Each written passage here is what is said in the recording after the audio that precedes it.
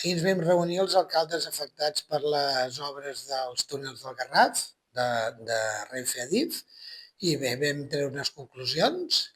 Els pobles d'interior que tinguin el seu servei, que també són afectats, els pobles afectats per les obres de la costa, que tenim via, que tenim tren, que posin un augment important, que no es quedi ningú a terra, la gratuïtat de la C32 i la gratuïtat del bus, perquè si el tren és gratuït, doncs el bus entenem que també ho ha de ser.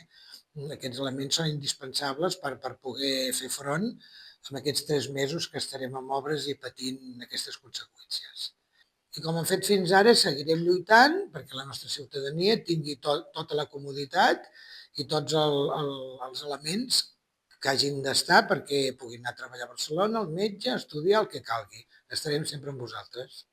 Aquestes són les peticions que ha fet el Penedès Marítim, peticions que l'Ajuntament de Cubelles fa molt temps que les estem fent i, bueno, i se sumen doncs, amb les del grup Penedès Marítim.